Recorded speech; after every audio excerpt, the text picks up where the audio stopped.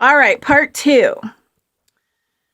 So these are just kind of things that I've learned in my life, being respectful, walking in a good way, honoring everything in its life, like it's another, human.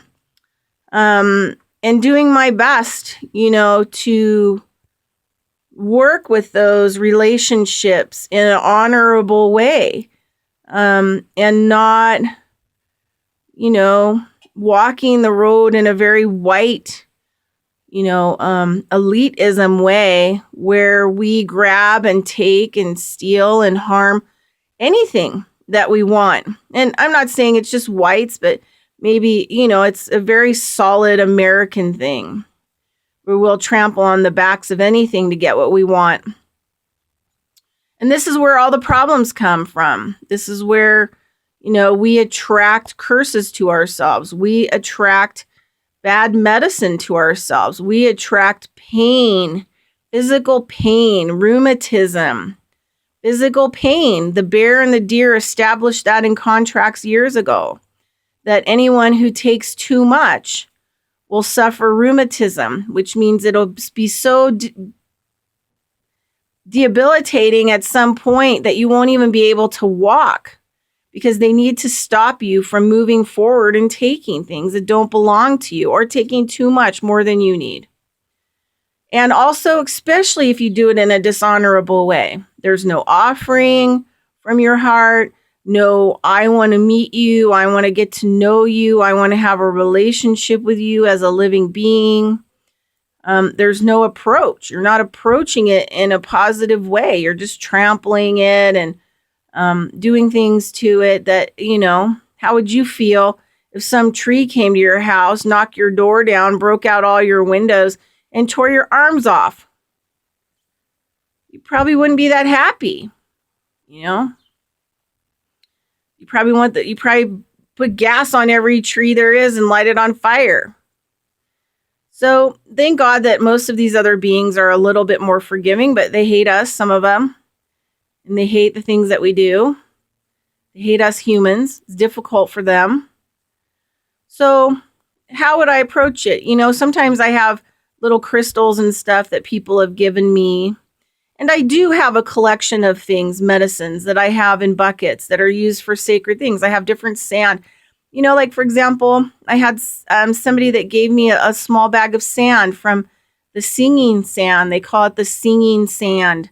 And it's from some beach, like in Texas or Florida or something like that. And it's beautiful.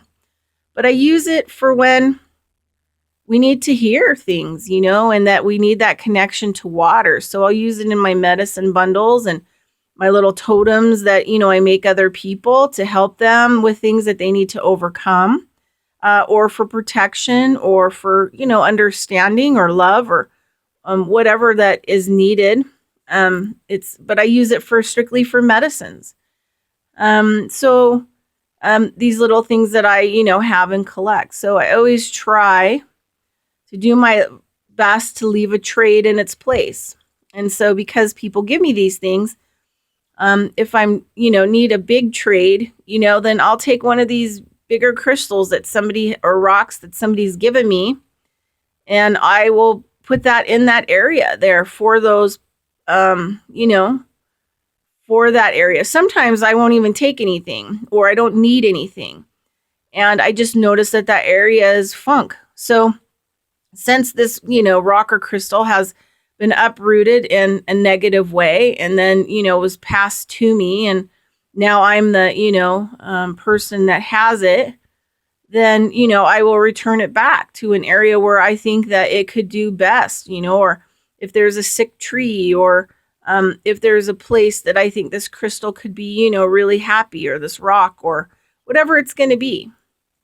So, just be a little bit more conscious when you are rolling out there and what you're stepping on and what you're trampling, and it's just a weed, or it's just grass, or it's just a tree. I think I'll carve my name into it. How would you like to have your arm? How would you like somebody just to walk into your house, hold you down on a bed, and take a knife and carve their initials into your arm?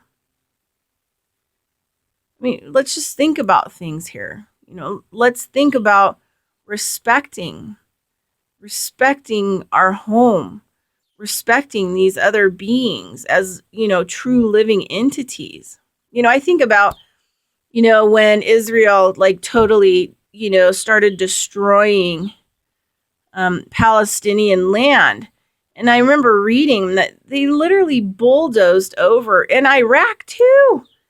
They bulldozed over acres and acres and acres of date trees. Okay, some of these date trees were old, hundreds of years old. These were like date farms that were passed on. Not only are we not going to have all that food in our markets, but the other big problem is that we are not, those trees were living beings. They were older than humans, and they did not deserve to be treated the way that they were treated. And these beings were like crystals and antennas to those areas and helped to bridge, the cosmic energy, the energy, and knowledge from the ancestors, and also to bridge, that holding the earth and holding their position on the earth and doing it by growing, beautiful nutrition food. So we just really have to think about our approaches to what we're doing and just get a little consciousness. So I hope that this helped. That, there's 4 points. 1, don't take too much. Do not take more than you need. Do not touch things that don't belong to you without permission. Number 3, make sure to offer in a communication way to a plant medicine that you might want to use or take, and then make sure that you give an even trade. And then I'm forgetting hold on 1 second. Just give me 1 second. My other point, sorry, I'm just still waking up with my coffee. Yeah, and don't touch, sacred items. 4, leave things where they are and stop dragging more stuff into your homes. Stop dragging more stuff into your life. It's not going to save your problems, and it's not going to fix the big gaping hole that you have. Stop all of that and, take a meditation class instead. All right. And then start releasing the things that you have and finding a good home for them, right? Finding a good place for them to be, right?